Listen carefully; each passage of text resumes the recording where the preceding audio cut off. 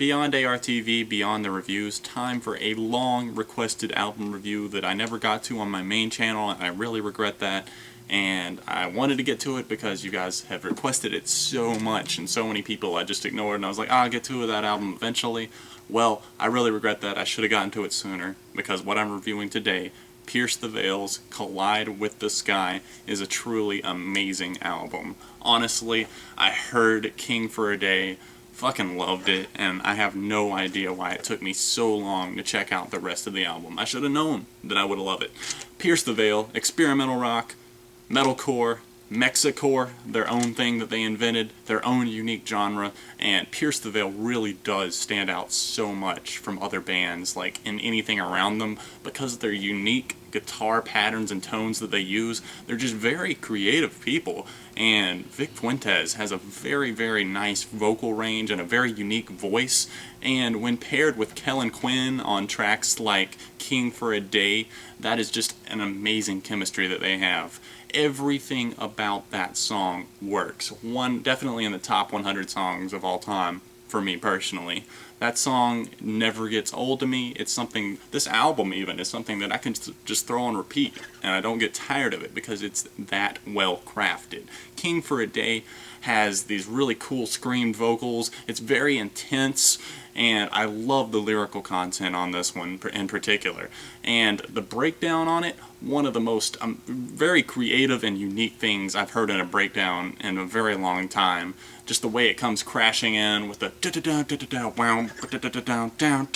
You like that? That was my best impersonation of the breakdown right there. There's so many good tracks on this record that are just filled with amazing guitars, a rotation between clean and screamed vocals, something that's really cool. A couple of awesome guests on the album as well, like Lindsay Stammy on the last track on the album, Hold On Till May. I always heard about that track. I know Jenna from Tonight Alive actually did a cover for Alternative Press with Vic Fuentes. They covered that song together, and I think that song really makes sense as a closer. This album deals a lot with like the death of like a loved one, or like just a lost relationship, a girl that's missing in his life, and I think it makes sense to have a girl featured on this track, Hold On Till May. Death is a huge theme here, and I really enjoy all the lyrical topics that are covered. My favorites personally, starting with May These Noises Startle You in Your Sleep Tonight, which flows perfectly into Hell Above. It's just, it gets super intense towards the end of the intro track. One of the best intros like ever, in my opinion. Just an intro song, and it flows, it gets so heavy and just builds up, and Hell Above comes crashing in with these loud layered guitars that just sound like perfection. The way Vic's vocals sound are just passionate, energetic, and the whole, I like the effects that they use on his vocals a lot of times. When it goes like, this is the, and that part like right there, it just gets me every time. And the chorus, everything about this track is really, really working. A Match Into Water keeps up that energy, and it sounds amazing musically and lyrically.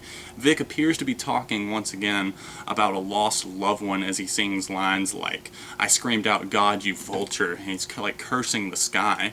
And I think the album title definitely makes sense as well, and the album cover. If you really just put everything together, it's pretty much like a concept record. I love the breakdown on this track as well on A Match Into Water, and it just gets really intense. Vic starts screaming, tidal wave, and everything else he's talking about. It's just really cool and intense, and I really enjoy that one thoroughly. Bulls in the Bronx is filled with a barrage of punchy guitars that really just get to me. Such unique and diverse playing. Like I said, it's just what sets them apart from all the other bands. That song also contains that Mexicore thing I was talking about. That breakdown in there is sick. It's got an acoustic guitar breakdown that, yes, maybe makes me want to shout Arriba or something like that, but at the same time, it just sounds fantastic. Props and Mayhem has turned into almost my favorite song on this record. Just everything about it works. Favorite on the album as of recent, I guess I could say. It oddly reminds me of Last Christmas, that holiday song that we all know and probably hate. But I don't mean this at all in a bad way. I just mean like the way it's paced at some points When I'm sober, I feel pain. Love the pacing on this song. The guitars sound amazing. Vic's vocals are probably better than ever on this album, in my opinion, on Props and Mayhem. I love the line, so dance if it moves you, jump in the fire if it burns you, and the rotation between clean and screamed vocals on that part right there sounds incredibly crafted. Tangled in the Great Escape featuring Jason Butler has a totally different feel to it. It's a little bit dark and mysterious in my opinion. It feels different from a lot of other tracks on this record, which is why it's so easy for me to enjoy. Musically, it sounds distant, as if it's searching for the right place to kind of hit your ear, and I love the light vocal and piano fade out.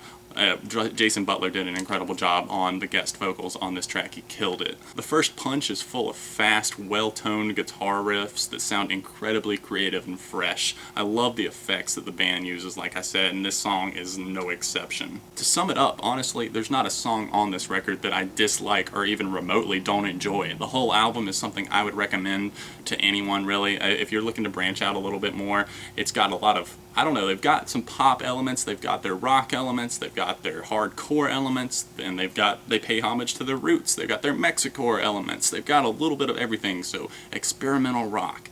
Really enjoying it, and I'm super stoked to hear what Pierce the Veil's next record is going to sound like. 5 out of 5 for me, guys. What did you think? Please let me know in the comment section down below, and of course you can leave suggestions for future episodes of Throwback Thursday in there as well. Don't forget to check out Pura Vida bracelets, guys. Get yourself some cool wrist candy. Check them out in the link in the description down below. Tell them I sent you. Alright guys, thanks for subscribing and watching. I'm John, right here beyond ARTV, beyond the reviews.